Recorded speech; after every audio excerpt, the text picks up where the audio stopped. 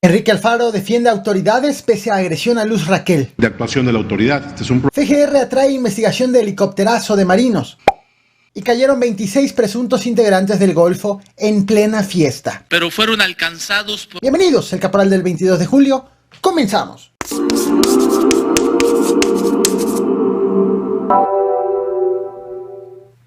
Seguramente en las últimas horas has visto este video que te muestro a continuación, sobre una discusión entre un joven y un automovilista sobre un puente vehicular en el municipio de Cuautitlán Izcalli, Estado de México. Discusión que termina con el automovilista empujando al joven de un puente de casi 7 metros de altura. Primero, este video apareció en las redes sociales y se viralizó, y después las autoridades se enteraron de que esto había sucedido. Por varias horas las autoridades estuvieron buscando al joven. Incluso el ayuntamiento dijo inicialmente que esto que estás viendo no había ocurrido en su demarcación. Luego de varias horas de búsqueda, la víctima fue localizada. Le he tenido que poner pausa al video antes del momento en que empujan al joven, que de hecho trae una mochila, es el de la mochila verde. Dado lo fuerte de las imágenes, he decidido suprimir ese momento. Y finalmente la víctima fue localizada. Él se llama Guillermo, de 26 años de edad. Aseguró que este hecho ocurrió el pasado 13 de julio. Él vive en Coacalco y resultó con una fractura en la tibia izquierda, de la cual ya se recupera. Eso sí, la Fiscalía General de Justicia del Estado de México en este momento se encuentra buscando al agresor. El asesinato de Luz Raquel en Zapopan, Jalisco, ha provocado una oleada de protestas y de indignación, no solamente en aquel lugar, ni siquiera en el estado, sino en todo el país. Te muestro en pantalla a Luz Raquel, de 35 años de edad y mamá de un niño con autismo. Durante 2 años, ella y su niño sufrieron violencia familiar por parte de su pareja. Se separó, se fue a vivir a un departamento con su hijo. Sin embargo, al lugar a donde llegó tenía un vecino, a quien acusan de tener fobia hacia personas autistas. Vía Twitter, Luz compartía fotografías como esta, de los mensajes que le dejaban en las escaleras de su edificio, donde estaba su departamento. En total fueron registrados 6 mensajes de este tipo. Y en sus tweets, cuando difundía estas fotografías, etiquetó a las cuentas oficiales del gobierno del estado de Jalisco, de la Fiscalía de Jalisco y del Centro de Justicia para Mujeres de Jalisco. Un tweet como este que te muestro en pantalla, de hecho lo acabo de tomar hace unos minutos, siguen vigentes estos tweets, aunque este data del 17 de mayo del 2022. Y puedes ver el mensaje y cómo etiquetó a las mismas autoridades. Ella también vía redes sociales acusó que fue víctima de un primer ataque de ese vecino.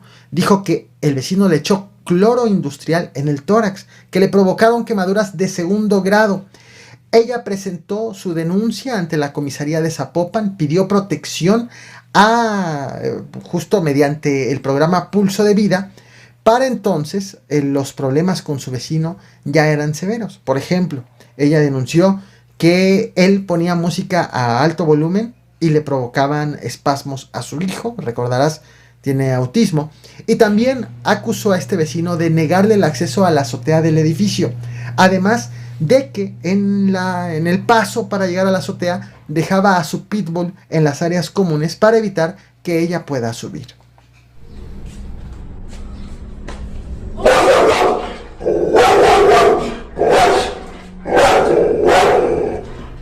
Si te espantó el perro en un video, imagínate lo que ella debió haber vivido. Ella aseguró que pidió un botón de pánico, pero que la policía de Zapopan se lo negó. Además de que aseguraba que en el 911 pues ya ni le atendían sus denuncias, ni caso le hacían. Apenas el pasado 15 de julio, Luz Raquel subió a sus redes sociales unas fotografías. De hecho, ella acudió a un evento del gobierno de Zapopan como parte de la asociación Nos Toca Cuidar, que está conformada por familias cuidadoras de personas con algún tipo de discapacidad. En ese evento ella se fotografió incluso con diputadas locales y federales del partido Movimiento Ciudadano. Incluso fueron subidas estas fotografías a redes sociales. Una de estas que te estoy mostrando en pantalla. Al día siguiente de esta foto, las amenazas en su contra se cumplieron. Luz Raquel fue agredida, según se ha informado de manera inicial, fue agredida por 5 personas en un parque de la colonia Arcos de Zapopan. Le echaron alcohol y le prendieron fuego. Tuvo quemaduras en el 90% de su cuerpo y finalmente falleció 4 días después, es decir, este pasado 20 de julio, hace 2 días. Tras su muerte e indignación por parte de los vecinos y de la comunidad, llegó el deslinde de las autoridades y la promesa de que ahora sí el hecho no va a quedar impune, ahora sí va a haber justicia para Luz. El fiscal de Jalisco, Luis Joaquín Méndez, dijo que ya estaban investigando el caso. El alcalde, el emesista Juan José Franqui, dijo que el caso no quedará impune. La Comisión Estatal de Derechos Humanos abrió una queja en contra de la comisaría local y la Fiscalía Estatal. Las legisladoras emesistas con las que se fotografió también se quejaron de esa agresión. Sobre este hecho, la Fiscalía de Jalisco ha informado que el vecino acudió voluntariamente a declarar porque negó haber sido él el autor del homicidio. Fue identificado como Sergio Ismael. Él sí reconoció, según la Fiscalía Estatal, él sí reconoció la agresión con cloro industrial ocurrida el 5 de mayo y justificó que fue porque ella le echó agua a su perro. Por eso le echó cloro él a ella. Sin embargo, ha sido acusado por las autoridades, por la Fiscalía, de amenazas, lesiones, delitos en contra de la dignidad de las personas, motivo por el cual le han dictado prisión preventiva y en este momento se encuentra detenido en lo que llega a la audiencia para ver si lo vinculan o no a proceso. Pero hasta este momento en que estoy haciendo este video, no ha sido acusado de ese homicidio. La Fiscalía de Jalisco aseguró también que tras esta agresión dictaron para Luz Raquel medidas de protección y apoyo integral tras esa agresión con cloro, pero colectivos que la conocieron, aseguran que eso es mentira. La mañana de este viernes 22 de julio, el gobernador de Jalisco, el emesista Enrique Alfaro, aseguró frente al presidente de la República que Luz Raquel contaba con una orden de protección, que la alcaldía de Zapopan hacía labores, la policía de Zapopan hacía labores de vigilancia en el entorno de Luz Raquel y que no hubo negligencia por parte de las autoridades en las peticiones que hizo hace unos meses Luz Raquel y en las denuncias en donde ella estaba siendo pues amenazada. Por eso creo que hay que agotar la investigación, ayudar a la familia y dar con los responsables y por supuesto reflexionar como sociedad, porque me parece que sería una conclusión equivocada simplemente pensar que este es un problema de actuación de la autoridad. Este es un problema que evidencia una descomposición social brutal, y creo que es necesario hacer también un ejercicio de reflexión en ese sentido. No tiene nada que ver con que alguien del gobierno de seguridad no hizo bien su trabajo. Por supuesto que no. A pesar de que tenía esta protección vigente. La presencia y el acompañamiento de la Policía Municipal de Zapopan fue permanente a partir de que se emitió la orden de protección. La orden de protección estaba judicializada. Estuvimos, por supuesto, en los últimos días informando sobre esta circunstancia e insisto, la orden de protección está emitida contra una persona en específico que está detenida, pero que hasta el momento no se tiene la certeza de su participación en los hechos, hasta que no se agote la investigación y hasta que no se llegue a una conclusión. Me parece que hay que manejar la información con cuidado.